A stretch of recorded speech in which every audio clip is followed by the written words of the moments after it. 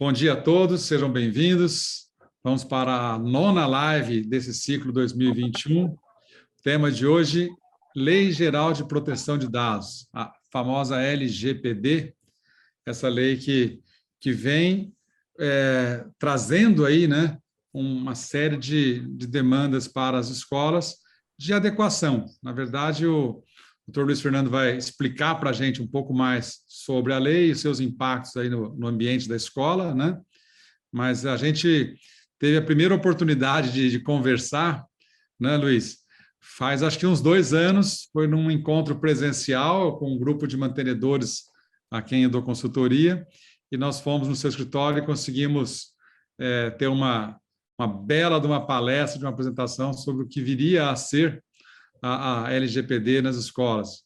Bom, foi antes da pandemia, faz 2 anos, a lei propriamente acho que não mudou de lá para cá, mas o impacto nas escolas, com certeza, hoje ele é bem maior. Essa semana, inclusive, saiu uma notícia aí sobre uma condenação de uma escola, né, com relação à insistência que ela tinha de tentar se promover, vendendo alguma coisa, importunando ali um cliente que deixou seus dados no site da escola, né? Então, acho que nesse contexto vai começar agora a fase de matrículas, com certeza os mantenedores têm uma série de dúvidas aí sobre o que ficar no contrato, os ambientes da escola que são filmados, formulários e outras coisas do tipo. Mas para a gente poder iniciar a primeira parte, eu gostaria que você mesmo se apresentasse, contasse um pouquinho da sua trajetória. Sei que você está no direito digital há bastante tempo, e conta um pouco para nós, depois a gente já entra diretamente no assunto. Aqui é toda semana, ou toda sexta-feira, não, mas umas 2 sextas-feiras por mês a gente tem feito lives, e eu gosto muito desse modelo de um bate-papo mais solto aí com um especialista, e você é um cara que a gente já tem 2 anos de conversa aí, com certeza a gente vai se sentir mais à vontade para levar a nossa conversa nesses termos. Bom dia, então, doutor Luiz Fernando, seja bem-vindo. Tem a sua... Legal, Maurício, pessoal, obrigado pelo convite, é um prazer estar aqui com vocês agora virtualmente falando sobre esse tema, né? E, bom, vamos lá, deixa eu me apresentar um pouco.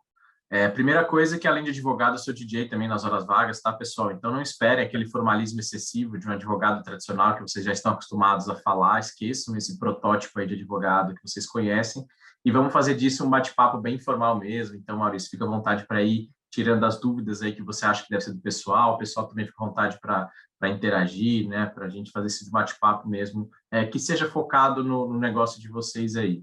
Agora, falando da parte séria aqui, né, eu sou advogado, sou sócio fundador do Prado Vidigal, um escritório boutique especializado em direito digital e proteção de dados, né? Então, basicamente, eu só lido com esse tema 24/7, né? LGPD, proteção de dados, temas correlatos, né? Agora também estamos começando a discutir bastante inteligência artificial e tal, mas essa é a minha realidade desde que eu saí da faculdade. Mesmo antes da lei, né, já tinha alguma coisa de proteção de dados na internet, não é? Também, meu Deus, agora que tem a lei, tem tudo, antes não tinha nada. A gente já tinha o Marco Civil da Internet, a gente já tinha o Código de Defesa do Consumidor, né? A gente tinha também o decreto de comércio eletrônico. Então, sempre teve demanda nessa área e eu estou nela desde 2013, basicamente. Só que agora, claro, eu estou dormindo um pouco menos por causa da LGPD, né? Então, as coisas estão um pouco mais aceleradas aí. Eu vou deixar para vocês também o meu LinkedIn no chat, e aí quem quiser também já adicionar meu LinkedIn, fica à vontade, depois a gente continua esse bate-papo aí. Eu posto bastante coisa sobre o tema lá, pessoal, então meu LinkedIn é quase uma consultoria gratuita ali, porque eu sou bastante artigo, bastante dica prática, porque a gente está nesse tema 24/7, né? Eu, durante a minha trajetória na LGPD, já tive experiências variadas, né? A primeira delas foi de extremo volume, né? Eu estava num escritório na época em que foi talvez o primeiro a ter uma área de privacidade, né? Eu coordenei, fundei a primeira área de privacidade do escritório de advocacia, e foi até curioso, né? Eu fundei, assim, sei lá, a lei tinha acabado de ser publicada, né? Então devia ser agosto lá de 2018. E aí eu fundei e falei, talvez até dezembro a gente vai precisar de algum advogado aqui no time, né? Por enquanto eu vou tocando, já tá tranquilo. Aí em 2, 3 meses a gente tinha 15 advogados já no time, porque o efeito LGPD dele foi muito grande no mercado, né? Mas hoje a gente tem uma abordagem um pouquinho diferente, né? A gente não está tão focado em quantidade, mas sim em qualidade, como o escritório boutique deve ser, né? Então a gente atende poucos, mas excelentes clientes, né? Então, a gente tem, inclusive, um case bem interessante aqui para comentar com vocês, que é o case do Colégio Pedro II, né? O segundo ou terceiro, talvez, colégio mais antigo do Brasil, né? E é uma das maiores instituições de ensino pública do país. Então, eles têm dois desafios, além de ser escola, eles também são instituição pública, né? Então, eles têm aí esse desafio duplo aí. Mas, além desse caso, também tem muitos outros para a gente contar, situações aí para a gente tirar a dúvida de vocês. Então, Maurício, fica à vontade aí para conduzir.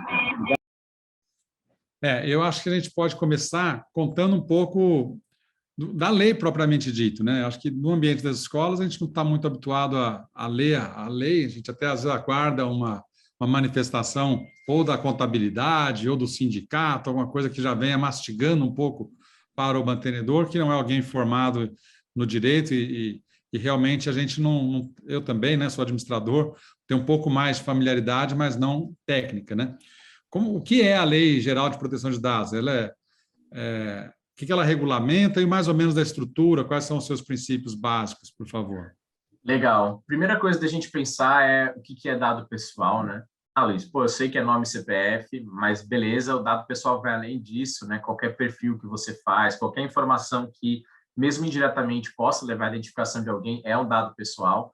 Então, vamos pensar na escola aqui, numa sala de aula, a cor da roupa de alguém é um dado pessoal, né? Que você consegue individualizar. Às vezes o professor faz isso, né? Ou você de azul, ou você de verde, não lembrou o nome, falou. Isso é dado pessoal, né? O conceito da lei, ele é extremamente amplo, ele é extremamente extensivo. E faz sentido de ser assim, porque a lei não quer proteger exatamente nosso nome, nosso CPF, ela quer proteger a gente enquanto pessoa física, né? Então, qualquer informação que diga respeito a nós como pessoa física e possa levar, ainda que diretamente, a nossa identificação, é um dado pessoal, né? O que não é dado pessoal? Primeiro, dado de pessoa jurídica, né? Então, Luiz, o faturamento da minha escola, o nosso método de ensino que é super inovador e etc. Claro, isso pode até ser uma informação protegida juridicamente, em algum aspecto, por propriedade intelectual, por segredo de negócio, nossa estratégia de business para o ano que vem, orçamento da escola para o ano que vem. Isso tudo acho que tem uma proteção jurídica, mas não da Lei Geral de Proteção de Dados. Então, essas informações aqui, a gente não está falando da LGPD. E outra coisa que não é dado pessoal são os dados estatísticos, né? Então, falar, tem no Brasil 30% de pessoas de 5 a 18 anos fora das escolas. Isso é um dado estatístico, não é um dado pessoal, né? Então é um dado que eu posso usar livremente, fazer meus estudos, enfim, usar ele até comercialmente, eu quero fazer uma campanha, impactar essas pessoas, falar com esse público e etc. É claro que eu consigo fazer isso de uma forma mais facilitada, porque não é um dado pessoal, mas a mesma estatística, né? Se você for afinalando, né? Enfim, afunilando ela, colocando filtros, você vai chegar num dado pessoal, né? Então, eu já participei de adequações LGPD em empresas que uma das medidas de adequação foi justamente limitar a quantidade de filtro que a empresa poderia colocar num campo de pesquisa na base de dados que ela consultava, que ela consumia, né? Porque, por exemplo, se a gente pegar advogados no Brasil, esse dado por só um dado estatístico, porque tem 1 milhão de pessoas, né? 1 milhão de pessoas, você fala isso, 1 milhão de pessoas são advogados no Brasil. Legal, mas se eu filtrar por bairro, por cidade, por interesse, né? Se eu aplicar talvez 2, 3 filtros desse, o dado que antes era estatístico virou dado pessoal, porque o fato de ser advogado vai ajudar a identificar nesse contexto menor, nesse círculo aí menor. Luiz, trazendo isso para o contexto da escola, talvez a gente tenha já uma primeira clareza de como nós, mantenedores de escola, devemos tratar as informações que a gente coloca sobre a nossa clientela também, né? Quer dizer, quando eu falo atendemos da educação infantil até o ensino médio, eu estou abrindo bem. Agora, atendemos a elite da cidade tal, os filhos das grandes empresas e tal, e talvez eu esteja começando a afunilar demais e apresentar essa informação de uma maneira que possa identificar quem são. E aí entra até uma outra questão que já pulando um pouco na frente do meu roteiro aqui, mas acho que é legal ilustrar, a nossa preocupação com registrar o cotidiano da escola. Eu, como sou um cara do marketing educacional, eu falo, o Instagram, Facebook da escola, é muito bom que tenha lá o dia a dia, quem está aprendendo, educação física, etc. e tal. Mas muitas vezes eu estou pondo ali também a imagem dos alunos, né? Ou imagem de uma festa junina, dos pais, né? Dos empresários da cidade, dos políticos. Como é que a gente pode ter um pouco mais de ou cautela ou se reservar aí algum cuidado que a gente possa ter para poder conseguir colocar essa imagem sem um risco de estar infringindo a lei geral. Ótimo ponto, Maurício. Antes de falar disso, só destacando, pessoal, que a lei ela se aplica para o online e para o offline também, né? Então, vou responder sempre do Maurício. Com certeza, a LGPD se aplica nessa situação, mas a LGPD também se aplica para aquele monte de papel lá, aquele papel impresso que está dentro daquela sala, a gente não sabe quem entra lá, quem não entra, some papel, enfim. E isso também, a LGPD se aplica para o offline, tá? Claro que o online é talvez 80%, 90% da nossa fonte de preocupação aqui, porque é onde as coisas hoje acontecem, né? E aí, falando do online, essa questão aí de rede social, de foto, de imagem, a gente tem uma questão bem interessante no LGPD, que é o seguinte, né? Primeiro que antes da LGPD, a gente também já deveria se preocupar com isso, né? Afinal de contas, o direito de imagem já existia, né? A gente não pode simplesmente pegar a foto de alguém e usar isso comercialmente, né? Inclusive, já vi questões assim de gente publicando foto para promover escola de criança sem autorização. Essa autorização ela sempre deveria ter existido, agora ainda mais com a LGPD, isso fica mais claro, né? Quando a gente está falando de dado de criança, né? E aqui criança até 12 anos, né? Não estou falando de adolescente. Então, criança mesmo, segundo a legislação. Se o dado for coletado diretamente da criança, né, a gente precisa antes pedir o consentimento dos pais, né? Então, a gente vai fazer uma ação, a gente vai, não sei, fazer a festa junina aí que o Maurício comentou e depois a gente vai usar os dados, seja imagem em rede social ou seja mesmo alguma resposta que a criança deu na festa junina, a gente vai usar isso de alguma forma aí para as nossas finalidades e tudo mais. É interessante que a gente busque o consentimento dos pais, né? Então, a gente chega lá, os pais ou responsável, né? Claro.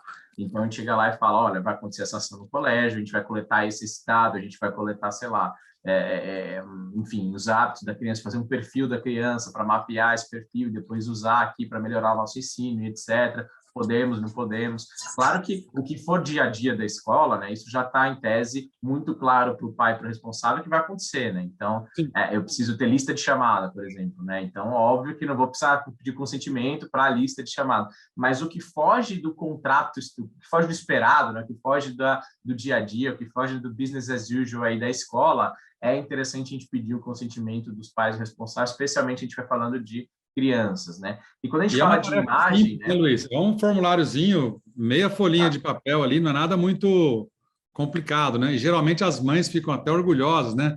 Ah, a gente quer colocar a foto da sua filha no outdoor, por exemplo, né? Ou ela deu um depoimento tão bonito na festa junina ou depois daquela atividade que a gente está pensando em veicular, né? E dá para ser isso também digitalmente? Quer dizer, eu posso mandar um e-mail para a mãe e esse e-mail vale como consentimento? Sim, sim. Se a mãe responder autorizando, sim, né? Porque na LGPD a gente tem o consentimento, ele não pode ser tácito, né? Então, eu não posso mandar um e-mail, a pessoa nunca responder e assumir que ela consentiu com isso, né? Então, mas se eu mandar um e-mail falando, olha, fizemos um depoimento, ficou super legal, a gente vai divulgar assim, assim, assado. E aí, o legal é a gente ser o mais específico possível, né? Para esse consentimento ser válido. E aí, a pessoa vai lá e, concordo, não concordo, não gostei, etc., da ideia, etc., né? E aí, ia ter uma pergunta até surgindo no chat do pessoal. Precisa ter um Exatamente, eu formulário já ia para dar. consentimento para cada evento, pessoal? Se for o mesmo tipo de atividade, né? Cada evento a gente vai coletar um depoimento e depois publicar nas redes, etc. Se for a mesma atividade, o mesmo processo, né? A gente pode unificar dentro de um termo único de consentimento, ou de um e-mail, enfim, ou de alguma autorização. Eu não vejo problema em relação a isso, tá? Claro que o mundo ideal seria, assim, quanto mais específico a gente for, mais seguro a gente vai estar do ponto de vista jurídico, né? Porque amanhã o cara vai falar, o pai responsável, a mãe, falar, eu não lembro de ter dado essa autorização, quero tirar, e vai causar esse constrangimento na gente, esse estresse, etc., né? Então, o ideal seria, sim, ter um consentimento específico ali. Mas a gente pode trabalhar de uma forma mais genérica, né? Vai depender muito do nosso grau de risco que a gente quer correr aqui, ou de grau de impacto que a gente vai querer dar à nossa operação, né? Privacidade. Quando a gente está falando de adequação à LGPD, sempre tem esse trade-off, né? Segurança jurídica e impacto no dia a dia na operação, no que eu quero fazer, né? Então, provavelmente, quanto mais seguro juridicamente, mais impacto você vai ter no seu dia a dia. Mais Quanto difícil menos de conduzir o negócio. menos impacto você vai ter no seu dia a dia aqui nesse trade-off, né? Então, mas não tem nada na lei dizendo, olha, a lei não chega esse nível de detalhe e fala, precisa de um consentimento para cada ato, né? Para cada evento. Ela fala que, especialmente quando está diante de casos de criança, né? A gente tem o consentimento dos pais como regra, né? E quando a gente não está diante de dados de criança, vamos pensar em dados dos funcionários, dos professores, dos alunos mais velhos e etc., a gente, em tese, tem 10 hipóteses de uso aí dessa informação, né? O consentimento é só uma delas, há várias informações que a gente precisa, inclusive, para fins de cumprimento de obrigações legais ou regulatórias nossas, né? Passar esse dado para o MEC, manter por tanto tempo aí, porque o MEC obriga a gente a guardar o histórico escolar da pessoa por X anos, né? Que vocês vão saber muito melhor do que eu, ou pela vida inteira, enfim, tem algumas leis que dizem que você precisa guardar e ponto, não coloca um prazo, né? Então, isso também está abarcado pela LGPD de alguma forma. Esses dados que a gente usa no dia a dia de matrícula, né? A pessoa fizer uma matrícula. Cara, eu preciso de alguns dados para permitir que a pessoa entre ou não na escola, né? Fazer esse controle de acesso. E esses dados, talvez, a gente tenha ali ou um legítimo interesse, né, para usar esses dados, ou até a própria execução do contrato, né? Eu preciso mandar um boleto para a casa dos pais, eu preciso mandar a mensalidade, eu preciso acionar o pai, o responsável. Isso tudo porque eu tenho um contrato com esse pai ou responsável, e eu preciso, claro, ativar esse pai responsável por causa do contrato que eu tenho. Então, a LGPD traz 10 situações ali de uso de dados que a gente vai acomodando de acordo com o nosso dia a dia. Quando a gente está diante de dado de criança, né, que eu estou coletando ali, interagindo direto com a criança, a regra é o consentimento. Quando eu saio desse cenário de interação com criança, eu ganho mais 9 possibilidades de uso dessa informação. Mas ainda assim, nesse caso dos eventos, né, quero coletar um depoimento do pai do responsável. O cara estava lá, tal, naquele ambiente mais informal, deu lá uma declaração, depois caiu na rede social essa declaração.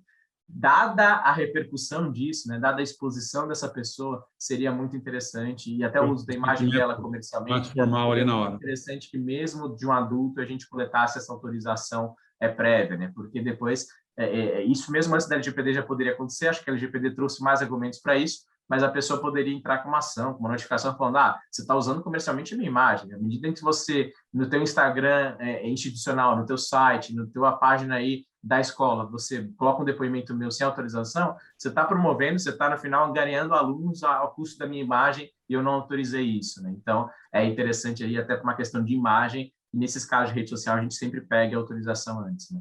Legal. Luiz, apareceu duas coisas ali no chat, acho que o pessoal vai colocando as perguntas, acho que é bom que até dá uma dinâmica diferente. Uma, você falou que criança até 12 anos, conforme a lei, então veio a pergunta, e os adolescentes? E a outra, que é um pouquinho naquela linha de operacionalizar mais essas questões de autorização dos pais, de uso de imagem, etc., eu colocar isso no contrato da prestação de serviço educacional. Já na contratação, tentar resolver isso definitivamente e para sempre, por exemplo, né? Seria muito prático para o mantenedor. Isso chega a ter algum valor? Como que você vê isso? Então, para o adolescente, Legal. e se eu consigo resolver também pelo contrato? Legal, pessoal. Adolescente, quem colocou a pergunta tem razão ao falar que a LGPD fala que o consentimento dos pais ou responsáveis legais, ele é necessário quando a gente está falando de dado de criança, né? E adolescente, então, que é a partir dos 12 anos, né? A gente não estaria falando de consentimento dos pais ou responsáveis. Essa é a interpretação que eu tenho da LGPD, né? Eu acho que quando a pessoa tem 13, 14, 15 anos, ela consegue sim dar algumas autorizações por ela para o uso de dados pessoais. Então, eu concordo aí com a premissa de que criança, sim, adolescente, não necessariamente a gente precisa pedir o consentimento do pai responsável em todo momento. Qual que é a corrente contrária ao que eu entendo? Porque o direito tem isso, tem sempre a galera do contra, e talvez nesse ponto eu seja até a galera do contra, mas enfim, o que o pessoal, o que muita gente defende nesse caso? Fala-se que, como vocês sabem, o adolescente ele não é totalmente capaz, né? A capacidade civil, a maioridade, a gente atinge com 18 anos completos, né? E o adolescente, ele é relativamente incapaz pelo direito. Dos 16 aos 18, até os 16, inclusive, ele é totalmente incapaz, dos 16 aos 18, ele é relativamente capaz. O que significa o relativamente capaz, né? Ele pode praticar alguns atos assistidos do pai e etc, né? Mas, enfim, essa discussão toda para dizer que tem gente que fala que, por mais que a LGPD não diga isso expressamente, né, que precisa do consentimento, como a gente está falando de uma pessoa não capaz, não civilmente totalmente capaz, o pai, o responsável, precisaria ser envolvido nesse acompanhamento para dar esse consentimento, etc. Eu não concordo, eu acho que o intuito da lei foi justamente separar a criança e o adolescente, porque, considerando a realidade que a gente vive hoje, a criança, às vezes, entende muito mais do uso de dados do que o próprio pai é o responsável, né? Então, pega alguém de 13, 14 anos, abaixo de 12, assim, acho até complicado, mas pegar alguém de 13 anos hoje, Imagina, ele fez um cadastro lá numa rede social, num site, num aplicativo. Imagina ele, oh, pai, mãe, vem cá, dá um consentimento, ou 14, 15, 16 anos, né? Então, assim como ele faz uma compra e uma venda na cantina da escola, né? E esse ato, em tese, se você olhar a letra da lei, esse ato seria inválido, porque ele fez uma transação, ele fez uma compra e venda, e ele é um menor de idade, não tem capacidade civil para transacionar nada, né? Ele não pode, assim como ele não pode vender, comprar um carro, uma casa e etc., em tese, ele também não poderia vender e comprar a bala lá, o chiclete que ele compra na cantina da escola. Mas é um ato aceitável juridicamente, né? É um ato que ninguém mais questiona porque é a realidade fática, né? Então, a gente tem que olhar também para o fato, não só para a lei, né?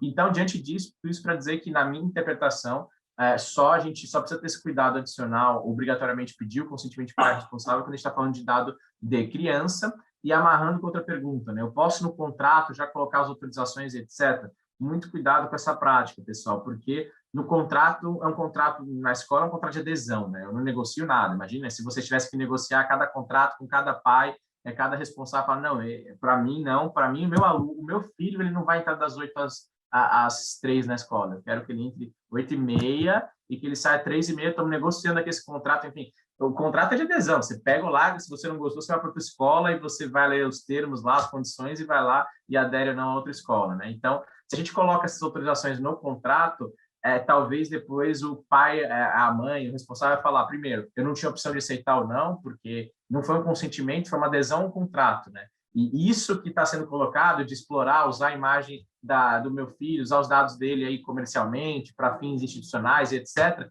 isso eu poderia, o serviço poderia ser entregue sem isso. Então, isso não é necessário de estar no contrato, não é uma consequência do contrato, é algo adicional ao contrato, e por ser algo adicional ao contrato, deveria sim ter a possibilidade de aceitar ou não, né? Isso. Então, se você vai colocar no contrato, eu já acho que é uma prática um pouco arriscada, porque você está muito distante, o momento do contrato está muito distante do momento de fato do ato que vai acontecer, né? Então, você vai assinar o contrato hoje, daqui 10 meses vai ter a festa junina, daqui 2, 3 anos vai ter algum evento na escola, você vai usar a imagem, etc., você vai usar aquilo, e o pai responsável fala, cara, mas ninguém pediu autorização. Aí você fala, não, pera lá atrás, 2, 3 anos atrás, tinha lá um negócio do contrato que você aceitou e tal, não sei o quê. Então, mesmo que no contrato a gente separe e coloque um check sim ou não, autoriza ou não autoriza o uso de imagem, etc., uso de dados, etc., eu acho que está muito longe daquela realidade, então traz um pouco de risco adicional. Mas se a gente for usar essa tática de ir lá atrás, até porque é o momento que a gente tem mais contato, talvez, com o pai responsável ali para assinar, para formalizar termos jurídicos, etc., tem que deixar muito claro que isso é opcional, né? Tem que falar, olha, eu vou, para o consentimento ser válido, né? Eu vou sim prestar o serviço educacional que você está contratando, seu filho vai ser matriculado, e você tem a opção de aceitar ou não, aí é por você pode colocar ou não, e mesmo assim, seu filho vai sofrer nenhuma discriminação em relação a isso, eu vou continuar a prestar o mesmo serviço, isso é totalmente adicional, optativo, facultativo, letras garrafais lá que é facultativo, não colocar só a opção do sim, né? Porque quando a gente coloca só a opção do sim, a pessoa acha que ela tem que marcar o sim para avançar, para assinar o contrato, para, enfim, seguir adiante. Então, coloca a opção do sim e do não ali e deixa muito claro. Mas o ideal é ainda você aproximar esse consentimento do ato, né? Momentaneamente aí do ato. Então, quanto mais próximo do ato aí, da prática, você trouxer o pedido de consentimento, menos chance da pessoa depois questionar e falar que o consentimento era inválido e etc., né? Inclusive, quando a gente está falando dessa condenação que o Maurício comentou, né? Saiu essa semana a notícia, né? Uma escola no Rio Grande do Sul foi condenada R$6.000 por dano moral. Mas fala, pô, R$6.000 não é tanto. Acho que assim, deve ser mais do que a pessoa já pagou para a escola ou igual que a pessoa já pagou para a escola aí. E além disso, né? Se for uma prática recorrente, imagina 6.000 de cada aluno, de cada pai responsável, e lascou. A gente fecha a empresa e fica só pagando indenização aí para as pessoas. O que tinha acontecido, né? A pessoa, normalmente, e até na prática isso está acontecendo, pessoal, a pessoa começa a receber e-mail da escola, e-mail com propaganda de novos cursos, novas atividades, e-mails institucionais. Não é aquele e-mail que você solta para falar, olha, vai ter reunião de pais, etc. Pô, esse e-mail, óbvio que a pessoa precisa receber, né? E ninguém vai questionar isso. Mas e-mails aí com propagandas, mesmo mensagens institucionais da escola, e etc., e-mail, SMS, etc. E tem acontecido muito isso, né? A pessoa pede para excluir, e aí a empresa fala, a escola ou a empresa do outro lado fala, então, eu excluí, ou vou excluir, etc. E aí, depois de um tempo, a pessoa continua a receber isso, né? E aí a pessoa vai lá, pé da vida, entra com ação judicial, vai no Reclame Aqui, vai onde for, entra com ação, e isso é o que tem gerado mais estresse pela minha experiência, né? Porque o primeiro contato, né, você fala, Luiz, então eu só posso mandar mensagem institucional para a paz de aluno com consentimento? Nesse caso, né, se for um aluno já cadastrado, já matriculado com a gente, um pai responsável, a gente está falando de um dado de adulto, né, a gente está mandando e-mail para um adulto para falar da nossa escola, das nossas atividades, promover nossas atividades, etc. Eu acho que na LGPD a gente tem uma hipótese para fazer isso, que é o legítimo interesse. Eu acho que nesse caso específico, a gente nem precisa do consentimento prévio, mas sim que a gente precisa, muito importante, dar a opção da pessoa manifestar o opt-out ali, né? Dar a opção da pessoa clicar, não quero mais receber esse tipo de e-mail institucional, comercial e etc. Quero ser descadastrado dessa base. E, claro, quero ainda receber os e-mails que sejam relativos ao meu filho, né? Imagina, mas você precisa comunicar com o pai, você fala, não, esse pai saiu da base, ele deu opt-out lá, então não vou ligar, o filho dele está com febre aqui, 40 graus, precisa ir para o hospital. Não vou ligar porque... Não, obviamente não, né? Bom senso impera aqui. Mas o que tem acontecido muito, né? As pessoas pedem esse descadastramento dessas mensagens institucionais, comerciais e etc. Isso não dá certo e as pessoas vão lá e entram com ação, né? Tem vários clientes nessa situação, o pessoal fica muito bravo de usar ou tentar usar o opt-out, né? Ou não achar a opção de se descadastrar dessas mensagens mais comerciais e institucionais, né? E isso tem gerado Luiz, algumas ações. arrumar essas coisas todas talvez seja a função aí do DPO, não sei se é por aí, que é um termo novo, né?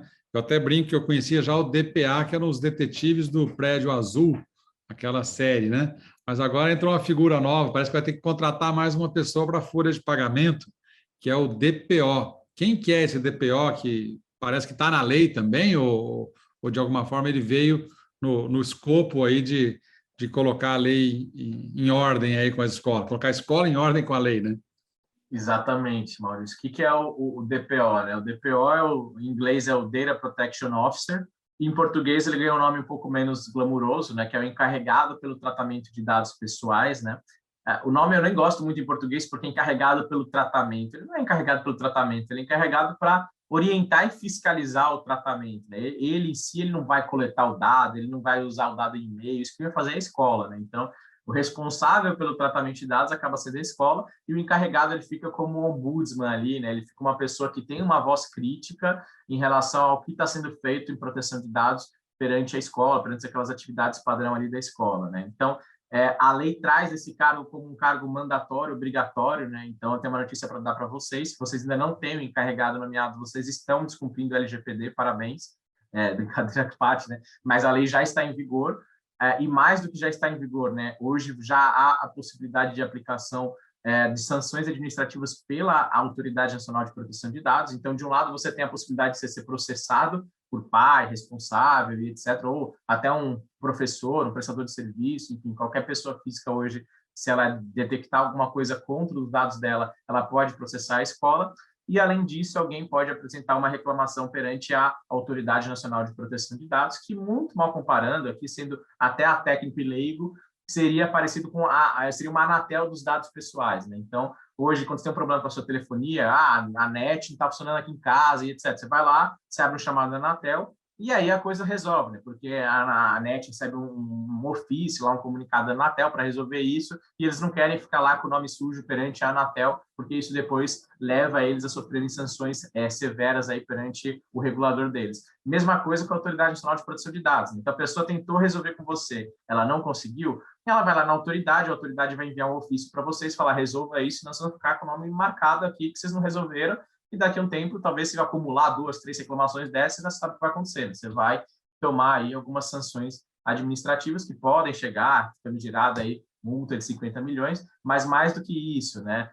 Tem sanção que é tipo, pare de fazer essa atividade, ou pare por um momento de fazer a atividade. Então, imagine, acho que isso não ia acontecer porque seria muito radical, né? Mas imagine você ser proibido ter matrículas suspensas, novas matrículas suspensas por 6 meses, por 2 meses, por um dia, que seja por uma semana no período de matrícula, porque o teu formulário aí de matrícula estava irregular, você estava fazendo alguma prática irregular de acordo com a LGPD. Acho que isso é muito grave e acho que não vai acontecer isso no primeiro momento, tá? Não quero assustar vocês. Mas tem a possibilidade dele, né? Então, como bom advogado, eu tenho que falar que existe a possibilidade dele. Eu acho que é bom te perguntar também se eu tenho que contratar o cara full time para a minha escola ou se dá para terceirizar, se existe algum profissional que faz isso para várias empresas.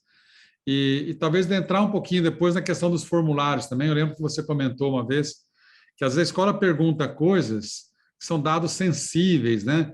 Pergunta qual é a religião do aluno, por exemplo, entrar um pouco por aí também. Então, eu já jogo duas Legal. perguntas que você articulado, você já emenda uma resposta com a outra. Ótimo, Maurício, vamos nessa. E aí, então, sobre o encarregado, pessoal, toda empresa precisa ter. A Autoridade Nacional de Proteção de Dados, no futuro, pode dispensar alguns tipos de empresas de ter esse encarregado. Não acho que ela vai dispensar as escolas, porque as escolas lidam com dados de criança, que é um dado especialmente protegido pela LGPD. Lida também com dados sensíveis, a gente já vai explicar um pouquinho o que é isso, em que hipótese isso acontece. Então, a má notícia para vocês é que eu não acredito que, a não ser que talvez pelo porte da instituição, né? Se for uma escola muito pequena, sei lá, com 40 alunos, né? Um negócio mais assim, jardim da infância lá, que você tem 10, 15, 20 alunos, e etc., talvez faça sentido você dispensar, porque, pô, não faz nem sentido ter um cara, a quantidade de dados que eu trato é muito pequena, e etc. Mas, em regra, a gente precisa, sim, nomear esse encarregado pelo tratamento de dados, DPO. Ele pode ser alguém que a gente contrate full-time, ele pode ser até alguém CLT, contratado nosso, pode ser um prestador de serviço, pode ser uma empresa terceirizada que faz serviço. A gente no escritório, por exemplo, faz esse serviço. Claro, com algumas particularidades, né? A gente é um escritório boutique, então se a gente fizesse isso para o Brasil inteiro, não seria mais escritório boutique, ia precisar ter 10 milhões de pessoas aqui sendo DPO de todo mundo. Mas a gente está alinhando algumas premissas, sim, um serviço que a gente presta no nosso escritório, sim. Normalmente a gente presta quando a empresa já passou por um programa de governança e privacidade, porque o DPO, ele é a cereja do bolo, né? Antes eu preciso fazer um programa de privacidade na minha empresa, eu preciso saber para onde que eu estou indo com os dados, o que eu posso, o que eu não posso fazer, definir políticas, definir processos aí, definir processo até de atendimento aos direitos titulares, né? Amanhã alguém pede exclusão de dados. Posso apagar? Não posso? Que dado que eu posso apagar? Que dado que eu não posso? Amanhã alguém pede cópia dos dados ali que tem sobre o filho dela. Posso abrir isso? Não posso? Até que dado é segredo de negócio? Até que dado não é? Como é que eu vou validar a identidade desse pai responsável para garantir que ele, de fato, é o responsável por aquela criança, né? E não alguém querendo se passar por responsável daquela criança para acessar os dados dela, enfim. Então, tem várias discussões que, antes de ser DPO, a gente precisa ter com a instituição, aprumar isso para daí, sim, a gente, no dia a dia, ser o DPO da empresa. E o DPO, como eu falei, né, essa figura mais crítica aí em relação ao tratamento de dados, ela vai participar de reuniões, auxiliar na tomada de decisões sobre o tratamento de dados. Ela não toma a decisão por si, mas ela vai dar os caminhos e dar os riscos, especialmente falar, olha, essas discussões que a gente está tendo, né? Quando coletar o consentimento, quando não coletar, de que forma, etc. É uma discussão que vocês deveriam levar para o DPO de vocês e vocês tomarem a decisão, mas tomar uma decisão informada com base nos riscos aí e nas recomendações que o encarregado, o DPO, daria para a instituição de vocês, né? E pode ser, sim, alguém part-time, pode ser alguém de fora, pode ser uma pessoa jurídica, inclusive, né? E aí vai depender muito do quanto que a gente vai ativar e depender dessa pessoa, né? Ah, Luiz, minha escola é de médio porte e tal, acho que dá para exteriorizar esse cargo, beleza. Pô, Luiz, eu sou dono, sei lá, das faculdades em Anguera, sou dono do maior conglomerado de escolas e instituições de ensino do Brasil. Cara, assim, você vai ter demandas de proteção de dados daily basis, né? Diariamente você vai ter algum assunto para lidar com o seu DPO, e aí é melhor você ter o DPO dentro de casa, primeiro por custo, e segundo porque essa pessoa vai ter que estar 1000% ali engajada e a par dos seus processos, da sua estrutura e etc., para isso funcionar bem, né? Então, depende muito, de fato, de cada estratégia, de cada aporte. E aí, já indo para o segundo ponto, né? Os dados Que o Maurício comentou, tem situações em que a gente coleta dados sensíveis, né? Ou seja, a gente, como escola, está lascada, porque a gente já coleta dados de criança normalmente, né? Que é um dado que tem essa questão do consentimento do pai do responsável, é um dado que, claro, é mais delicado à luz da LGPD, até por isso a gente tem essa questão do consentimento do pai do responsável, e além disso, vocês também coletam muitos dados sensíveis, né? O que são os dados sensíveis? Basicamente, são dados que podem levar a pessoa a sofrer uma discriminação, né? Na lei tem um conceito claro e fechado que é dado sensível, mas para vocês não precisarem decorar, a gente está falando aqui basicamente de dado de saúde, dado de religião, dado de origem sexual, de origem racial ou étnica, dado de, a lei chama assim, né, de preferência sexual, né, que entra também as questões LGBTQIA+, né? Então, isso tudo é dado sensível à luz da Lei Geral de Proteção de Dados, né? E o que significa na prática? Significa que eu preciso ter uma cautela e um cuidado ainda maior quando eu estou lidando com dado pessoal sensível. Eu tenho um pouco menos de hipótese de uso dessas informações, né? Então, por exemplo, aquela hipótese que eu comentei com vocês do legítimo interesse meu em promover o negócio. Eu não posso usar isso comercialmente, então eu não posso fazer uma campanha e falar lá, olha, a minha escola não deveria estar fazendo isso nunca, né? Ou com consentimento muito claro. Se eu tiver um consentimento gritante, uma autorização muito clara, beleza. Mas, se não, eu deveria evitar usar esses dados de uma maneira comercial, usar esses dados aí de uma forma que não seja estritamente necessária, né? E quais são esses dados no nosso dia a dia, né? Por exemplo, já dei alguns spoilers aqui, né? Dado de origem racial, dados de religião, às vezes o dado de alguma intolerância alimentar, um dado de saúde que a escola precisa saber para cuidar daquela pessoa, né, daquela criança. Ah, Luiz, não posso mais coletar? Claro que pode. Você tem um motivo muito nobre aí para coletar. Qual que é o meu ponto aqui? Quem está acessando esses dados, né? Quem está acessando deveria mesmo estar acessando? É só quem precisa acessar que está acessando isso? Porque se esse dado vazar, se ele for exposto de uma maneira indevida, é um dado que vai gerar uma discriminação, um bullying, um preconceito contra aquela criança, vai macular ali a formação do caráter dela, gerar um trauma e etc, né? Então, esse tipo de cuidado a gente precisa ter com os dados sensíveis e também até com os dados não sensíveis, né? Só para finalizar aqui o meu grande monólogo e já passar para o Maurício me provocar novamente, tem um caso aqui em São Paulo de um colégio, né, um colégio super tradicional, um dos mais tradicionais, mais difíceis de entrar, desses que fazem peneira e processo seletivo e tudo mais, que passa no ITA, né? Você entrou lá, já passou no ITA, isso é o que o pessoal acha, né? Você entrou lá, já está no ITA.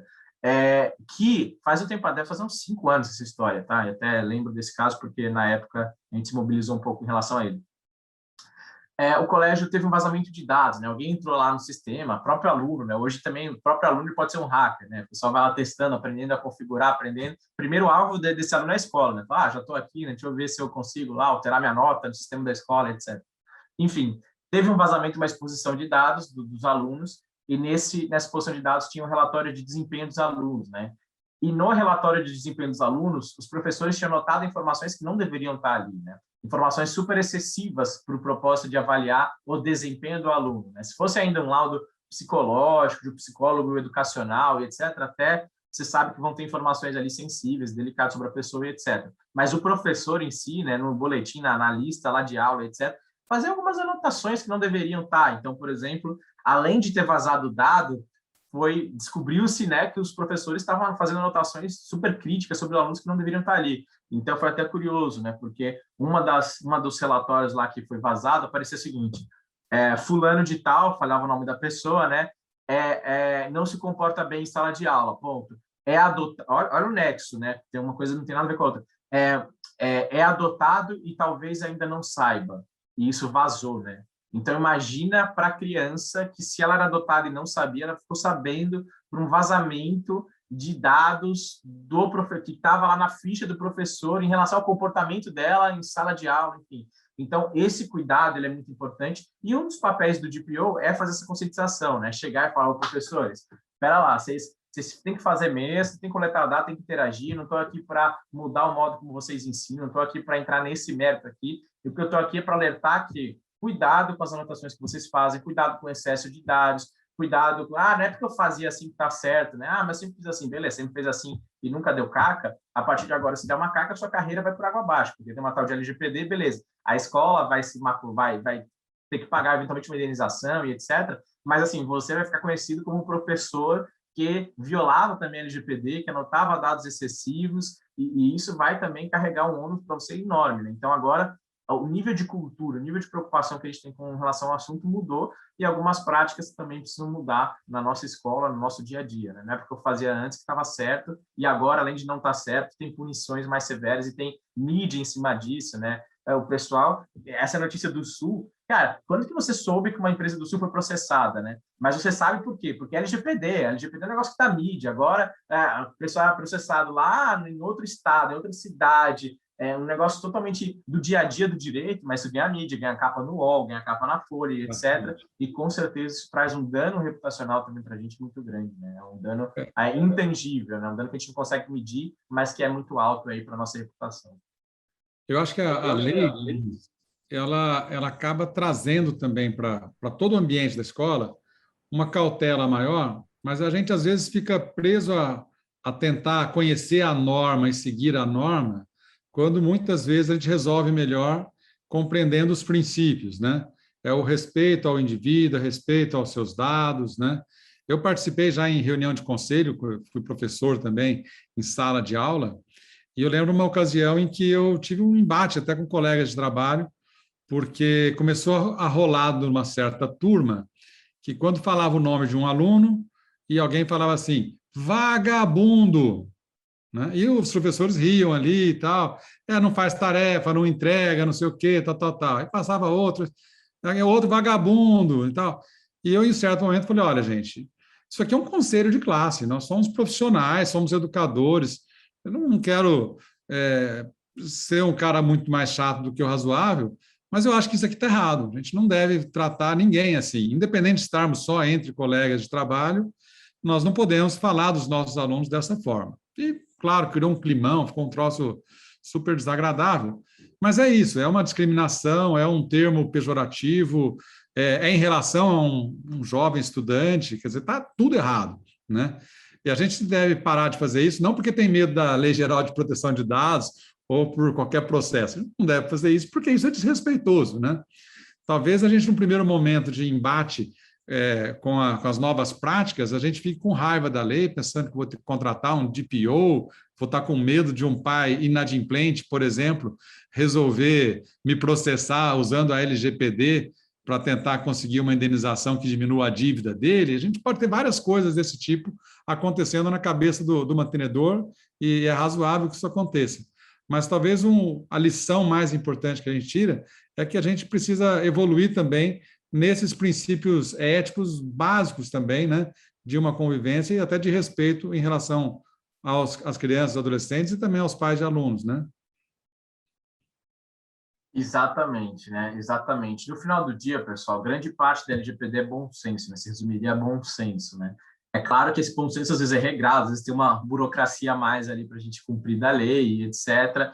Mas é interessante aí que a gente tenha essa pauta do bom senso muito, muito em voga, né? E aí tem algumas perguntas interessantes aqui no chat que eu já vou aproveitar para matar, né? E a gente falou, a gente, cara, a gente está atrasado aqui com a adequação LGPD e não tem um DPO, né? Talvez seja melhor colocar a cereja antes do bolo, né? Talvez sim, porque eu acho que você ter um encarregado pelo tratamento de dados pessoais, pelo menos é um check ali que você dá num dos requisitos da LGPD, né? Então, sei lá, você tinha 90 checks para dar, agora você tem 89 porque o do DPO você deu. Mas ele acelera os outros processos, né? Ele pode ser um cara que vai ajudar não só a verificar, mas a conduzir e orientar todo mundo, né? Exatamente. Então, acho que sim, né? E tem empresa que, até pela simplicidade dela, tem empresa que, cara, a grande medida de adequação LGPD vai ser indicar o encarregado pelo tratamento de dados pessoais, né? Então, é muito também do porte, da complexidade de cada empresa. E aí alguém pergunta também, a gente pode contratar um DPO, pode ser o funcionário da secretaria ou advogado da empresa? Pode ser quem vocês quiserem o DPO, pessoal. Se a gente quisesse ser assim, usar as melhores práticas de governança em privacidade e proteção de dados, o DPO deveria ser alguém que tivesse livre acesso à direção da escola, aos tomadores de decisão pela escola, né? Porque alguém que, sem telefone, sem fio, né, sem intermediários, poderia chegar lá e falar, cara, isso está errado, isso vai gerar risco a vocês, e aí você, como escola, decide se você vai correr esse risco ou não, né? O DPO não vai tomar decisão, mas vai falar, cara, isso aqui tá errado, isso aqui não deveria estar acontecendo dessa forma, e essa mensagem deveria chegar muito clara na mais alta gestão aí da empresa para que essa decisão seja tomada de maneira informada, né? Vou ouvir o DPO ou vou correr o risco? Essa é uma decisão que a gente vai tomar daqui para frente muitas vezes, né? Além disso, se a gente for olhar as melhores práticas europeias, o DPO precisaria ter um pouco de independência, né? Não poderia ser alguém que a gente manda nele, né? Hierarquicamente inferior a nossa, a gente não pode dar instrução para o DPO, o DPO hoje você vai olhar isso. Não, se ele quiser olhar o teu processo de matrícula, se ele quiser olhar o teu processo de eventos aí, de gravação de imagem, eventos, etc., ele vai olhar onde ele achar maior risco, ele vai olhar primeiro, né? Então, a gente não deveria ensinar o DPO o que ele vai fazer, dar a ordem nesse sentido detalhado aí. Claro que alguma hierarquia vai ter, afinal de contas, é um contratado nosso, né? Seja pessoa física, seja pessoa jurídica, tem essa relação aí de contratante-contratado, empregador-empregado, mas no final do dia tem que ser alguém que tem essa liberdade de atuação como um ombudsman mesmo, né? Como alguém que vai ter senso crítico aí e vai desenvolver bem esse senso crítico aqui para a gente, né? Ele então, pode ser um rapaz da informática que faz um curso ou um estudo um pouco mais aprofundado, ele tem que entender a missão que ele tem, não é isso? Alguém perguntou uma formação específica, nada acadêmico que exija a função, né? Pode ser a secretária da escola, se ela tiver interesse e capacidade, mas aí entra um pouquinho no que você falou. Ela tem uma subordinação, ela não tem essa autonomia. Vai também pelo bom senso da escola encontrar na sua equipe quem pode executar esse papel também, né? Exatamente. toda hora um cara, fica difícil também, né? Independentemente da formação, né, o DPO em algum momento ele vai ter que saber muito da lei. Mas às vezes a gente não vai achar essa pessoa que sabe muito da lei. Então, o que a gente vai fazer? O que muita empresa faz? Nomeia um DPO internamente para assuntos mais do dia a dia, alguém que tem esse olhar clínico, toda hora falar minimização, esse dado é excessivo, isso aqui poderia ser feito melhor e etc. E quando o negócio, o caldo engrossar mesmo, né, quando tiver uma questão complexa envolvendo LGPD, esse DPO ele é assistido por um escritório de advocacia. Isso a gente faz até mais do que ser DPO, né, porque às vezes a gente lida com empresas grandes, né, na verdade, a maior parte dos nossos clientes são empresas aí de porte relativamente grande, e eles têm DPO internamente, porque não faz sentido, até para explicar para a autoridade, porque ele tem um DPO externo e não interno, assim, cara, você tem 15 mil empregados no Brasil, você não achou um DPO para ser seu, para ser full-time seu, assim, não faz muito sentido, né? E aí, o que a gente faz? Normalmente, o DPO, mesmo essa empresa grande, ele não tem familiaridade tanta com a lei, não é um expert na lei. Ontem ele era o cara do TI, ou um advogado mais generalista, e hoje ele virou DPO. Então, o que acontece? A gente fica aí como braço direito dele para questões mais jurídicas mesmo, questões mais complexas envolvendo a LGPD. Então, antes dele dar uma recomendação para a empresa, ele vai lá, nos ouve, aí ele formata a recomendação lá da empresa como DPO, né? Então, esse modelo funciona bem também. Nomear alguém do próprio quadro da escola e vou até colocar no chat de novo aqui, ó. Fala para ele entrar no LinkedIn do Luiz Fernando e ficar mergulhado lá por um mês lendo todo o conteúdo que o Luiz Fernando já colocou, que ele vai ter uma boa formação aí para isso. O Alencar fez uma pergunta sobre, eu até acho que comentei a questão do conselho de classe, o professor, e você também falou daquelas anotações ali do menino que era adotado e não sabia e tal. Tem algum termo que possa responsabilizar o professor nessa história? Quer dizer, a escola pode fazer algum documento mais formal que deixe o professor, o funcionário, o colaborador em geral, né, mais atento também à sua responsabilidade individual na sua prática de trabalho? Não só pode, como deve, né? Eu acho que essa é uma das medidas de adequação LGPD que a gente faz em todas as empresas, independentemente de ser escola ou não. A gente coloca, além do contrato às vezes, de trabalho, de prestação de serviço, etc., que já deveria ter alguma cláusula ou outra nesse sentido, né? Às vezes também a gente não vai, putz, Luiz, eu vou ter que renovar todos os contratos por causa disso, para não ter que fazer isso, né? Com quem, assim, então a gente separa. Contratos novos, a gente já coloca isso dentro do contrato. Contratos antigos, pessoas que hoje que já prestam serviço, que já são CLT, que já são empregados nossos. O que a gente faz? A gente circula um termo, né, para as pessoas, para essas pessoas, dizendo, cara, é um termo de responsabilidade por você tratar dados pessoais. E a gente coloca essas questões de responsabilidade pessoal, sim, da pessoa. É claro que, perante o aluno, né, imagina, eu sou um aluno da escola, ou pai de um aluno da escola, e eu vi que meu filho sofreu lá alguma discriminação por causa de dados pessoais, etc., uma anotação excessiva numa nota de classe, etc., é claro que eu vou processar a escola, não vou processar o professor lá na ponta, primeiro porque eu sei para quem que eu pago e para quem que eu tenho que pedir de volta, né, esse dinheiro que eu paguei. Então, eu vou lá para a escola. Mas a escola, se ela estiver bem amarrada, ela teria a possibilidade jurídica de ir atrás da pessoa e falar, ó, é o seguinte, cara, eu tive que pagar uma indenização aqui porque você fez caca aí. Então, vamos aqui, vem cá me ressarcir, né? Se tiver essa amarração bem feita juridicamente, isso é possível. É claro que, às vezes, o professor não vai ter fundos para isso. Muitas vezes a gente decide, por opção nossa, não seguir adiante com isso. A gente paga, fala, cara, é risco do meu negócio, o professor era ruim e tal, já dei a prensa nele, já foi demitido, etc. Não vou ainda, até para não tirar mais exposição desse caso, né? Aí processar o professor, enfim. Mas é uma decisão estratégica nossa. Agora, juridicamente, é bom que esteja amarrado primeiro para o professor e para qualquer funcionário nosso, não só professor, né? Mas para sentir o peso da responsabilidade que é. Porque atrair ele para o tema, né? Porque senão o cara fala, né? Isso é um problema da escola. Se der algum problema aqui, a escola paga indenização, eu tô ileso aqui porque eu sou professor e tal. Não, a gente precisa deixar isso claro dessa responsabilidade dele, sim. E é o que a gente faz, vira e mexe aí com muitas organizações, né? Exatamente. Eu acho que essa formalidade ela vai ter um impacto pedagógico também sobre a equipe, né? E é muito importante que, se for pensar em semanas de planejamento, eventualmente traz uma apresentação de uma hora, uma conversa como essa aqui para toda a equipe e pode concluir essa apresentação exatamente com a formalização desse termo, para que todo mundo entenda que foi orientado, né, e, ao mesmo tempo, assumiu uma responsabilidade de cumprir. Vai na linha dos princípios também, da boa prática aí de ser respeitoso, né?